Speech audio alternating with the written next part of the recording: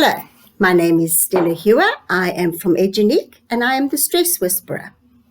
Today I'm talking about cognitive errors we make or distorted thinking patterns. Now, I think to a certain degree we all use them, but these are often red flags to a psychologist or to a counselor, and they listen when we tell them our story. It's quite easy to start picking up these cognitive distortions that people use. And these can often be the clues as to what is driving anxiety, stress, depression, and difficulties in relationships. It might be distorted thinking patterns. So what are they? Okay, there's 8 that I've got written down to tell you about today. The one is black and white thinking, all or nothing. You know, some people, it's either wonderful or it's terrible. It's either all the best or nothing. And you can see how that works out. There's so much in between. There's so much gray. There's so many gray areas in life and so many other opportunities. So black and white thinking can really lead one down a serious path of dysfunction. Another one is minimize or maximize. You know, some people really maximize everything. We think of the drama queens that make a mountain out of a molehill. So they really maximize something. They could say things like, if I don't get this job, my life is over. Then you have people who minimize things. For example, I've had clients who've told me their experiences and then they brush it all off by saying, oh, well, it's not so bad. Other people have had it worse. Well, maybe, but those are their experiences. And they're entitled to their emotions. And very often those challenges and experiences need to be worked through. So it's not helpful just to brush them off as if it never mattered. Another one is filtering. I know I use this, and I'm sure most people do. If we have feedback from anyone, and they might give us, you've did this very well, and this project went so well, and this happened and that happened, but next time just remember to do this. What do we focus on? We're going to focus on the one thing that we didn't quite get right, and then filter out all the positive things that actually did happen.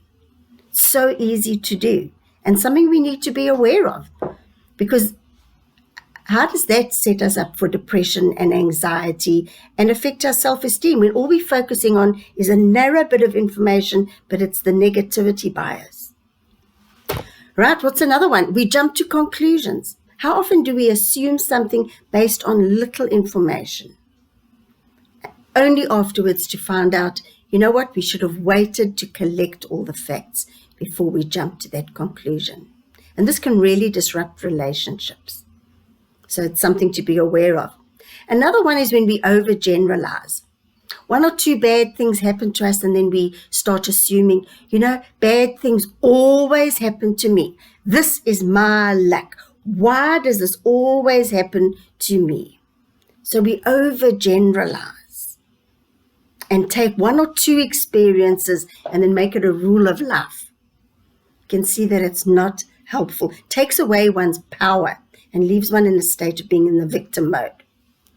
Another thing is if we personalize things. A child will fall and then the mother will suddenly label herself as being, I must be a bad mother because that happened. So we take responsibility for things that are not our responsibility. We personalize things. We might phone someone and they don't return the call. So we immediately assume that it's got something to do with me. What did I do wrong that the person never called back? What have I done? Are they cross with me? We personalize it. And it often we find out later on gathering sufficient information that it was illogical and their world is bigger than ourselves and it had nothing to do with us. On the opposite extreme, we can blame others for everything. Well, it was their fault. This is what they did. This is what they said. And that's why I responded in this way. So it's their fault. So blaming others it keeps us from assuming responsibility over our own lives. Because unless someone has a gun to our head, one what we do is a choice. Even doing nothing is a choice. We choose to do nothing. So blaming others is not a helpful way. It certainly doesn't solve anything. It's more a form of punishment for the other person. The other thing is when we use the word should.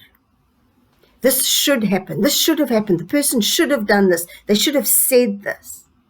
Sets us up for disappointment because we are putting our expectations on other people and things that are outside our control. And this sets us up for lost expectations and disappointments in life. So can you see how some of these things, by becoming aware of when we use them, can really help us improve our way of life? So we all use these to an extent, but it's when they become dominant ways of our interacting with the world and they dominate our thinking and they tend to feed into behavioral choices we make, then we need to stop and realize and become self-aware that these are cognitive distortions. They are not logical. We need to gather more information about the situation before we jump to conclusions or make certain choices. So I hope that's interesting to you, because these are red flags that psychologists and counselors will look for, because that is what cognitive behavioral therapy is working with people to identify wrong thinking patterns and to change their thinking, because when you change your thinking, you change your feelings and your behavior. So that is my story for today. I am the Stress Whisperer, and I help people online to look at different areas of stress in their lives. So if you'd like to ever have a conversation, feel free to give me a call. And I look forward to hearing from you. And don't forget, I will be back. Bye-bye.